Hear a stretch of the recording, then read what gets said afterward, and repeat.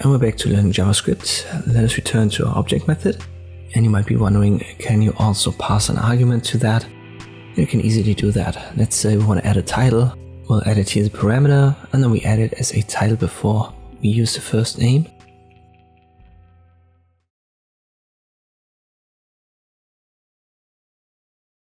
And now we'll just pass it on as an argument. Be careful, you have to put it into quotation marks.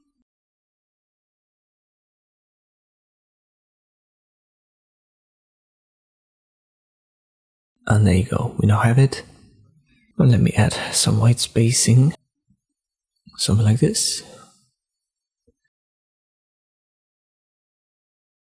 And you can now easily change that for every user that you've got. Maybe you've got a doctor or a Mrs. somewhere. So this is also easily possible using objects. Hope this video was helpful, thank you for watching, and I'll see you next time.